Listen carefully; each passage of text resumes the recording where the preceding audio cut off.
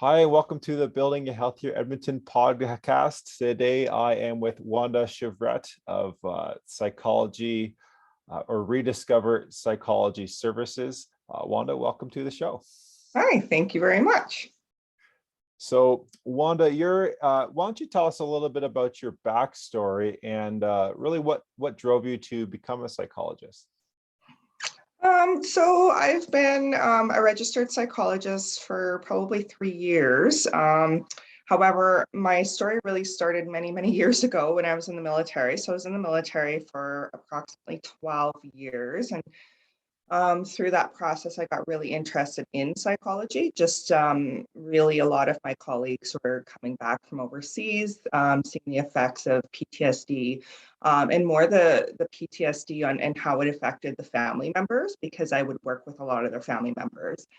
And then I started volunteering at the Military Resource Center and really seeing the impact on children and the spouses. And so that's where I really became interested. I decided to go to school just out of interest. I actually didn't know I wanted to be a psychologist. I didn't really understand what psychologists were at the time.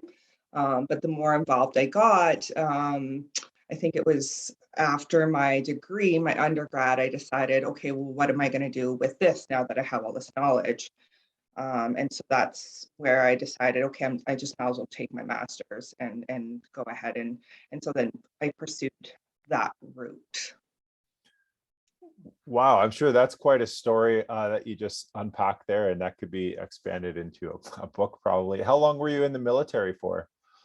Approximately 10 years reg force, and then I went reserve. When I was in Vancouver, I went reserve for a couple of years, but I couldn't not be full-time. It was very difficult. I really wanted to be involved, and I just decided because I wanted to, explore my other interests, I decided to get out and become a psychologist at that point. So, yeah. Okay, so really your military career and what you were seeing and experiencing there with your colleagues and it really drove you to psychology. And Yeah. what do you see as kind of the role of a psychologist?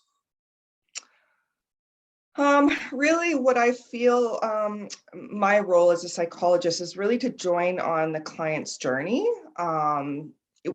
We are professionals, but I really believe that the client is a professional in their own lives. So really, I'm just here to help them along their healing journey. And I impart interventions or things that I know as a psychologist that could help them cope or manage what they're going through and work through some of their trauma that they've been through. So that's where I really see my role as.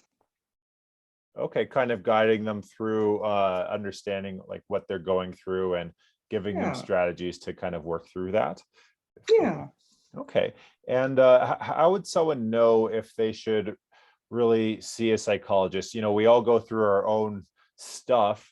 Um, Either obviously military overseas, you guys see a bunch of different things. And then here in Canada, we obviously not the same kind of things, but we still can go through a lot of different types of scenarios. So how would someone know if when they should seek out a psychologist's help? Yeah, I see, a variety of people, not just military or first responders, although I really enjoy that population, but I see a variety of people. I really like doing couples and family.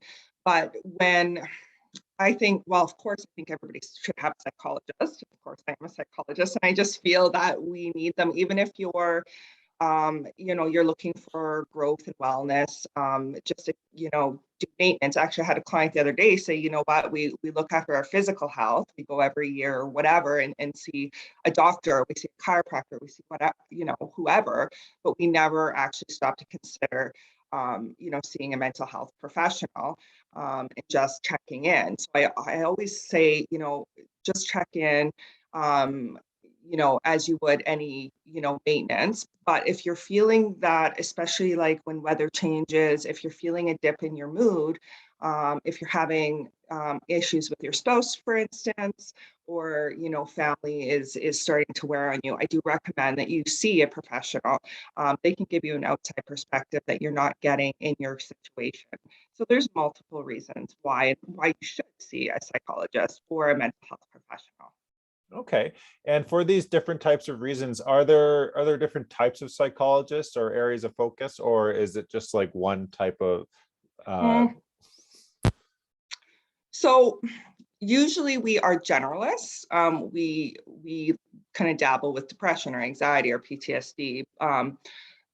We have kind of the basic knowledge, but then we go off and usually we do specialize in something. So for instance, mine would be PTSD,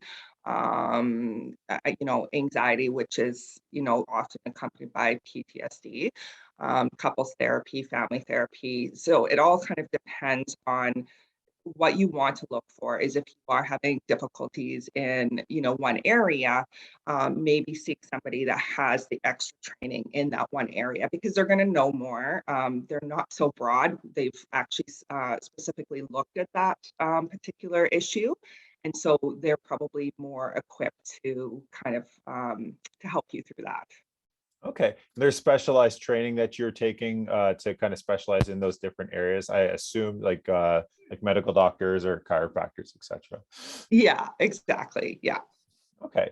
What would you say are some strategies that you use to help people overcome some of their, say, let's take anxiety, for example, or to help overcome difficult situations that they're having? I know that's a general topic, so feel free to give like an example or some general strategies people could use. My basic go-to actually, for a lot of people, because I just think it's very applicable, is mindfulness. And so that in itself is very broad because it could mean, sit there in stillness, focus on your breath, but it could also mean doing mindful activities where you're actually taking time to, be still and be quiet in yourself, and do things that make you happy. So kind of like self-care, right? And so I really utilize it a lot, and it's especially helpful for first responders. A lot of first responders do something like Lego, because it is so, mindfulness based, or oil paints or something like that, because you can kind of focus on your breath and be still while doing an activity. So it's kind of my go-to strategy, but it depends on the person, right? It depends on the client coming in.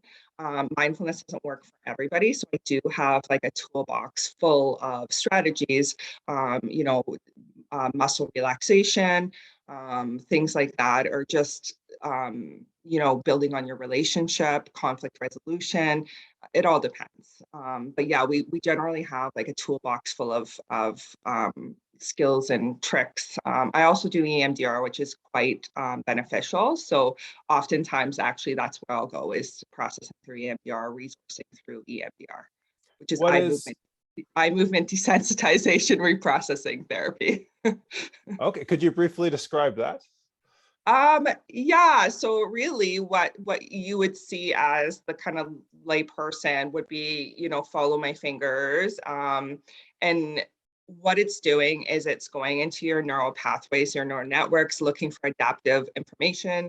So it really it has a big backstory to it, but it's been effective in working with PTSD, anxiety, even depression. And so that's generally what I would use to help clients process a lot of the information, and also do some of that resourcing and relaxation with. Okay, that's great. Mhm. Is there anything else you'd like to share with us today that maybe I didn't think to ask, or that you think people should know about? Um, hmm. That in itself is very broad. No, just if you are feeling that you are, just needing an additional person to kind of talk to about things that are going on in your life, I think that seeing a mental health professional could be very beneficial for you. Yeah, I think that's it. You covered everything. Yeah. Okay, and then what's the best way for people to get a hold of you or reach out if they have any questions, or wondering what type of psychologist they should see? So you can get a hold of me on my website. So it's Rediscover Psych, so PSYCH .com. And you can also call the office, which is 780-540-4099. Okay, great. And we're going to have all those in the notes. So you don't if you're driving, don't pull it up. Don't pull a pen out and write that down now. You can get that information later. Great. Well, thanks so much for your time, Wanda. Everyone who's watching or listening, thanks for your time and have a fantastic rest of your day. And we'll talk to you next time. Thank you very much for having me on.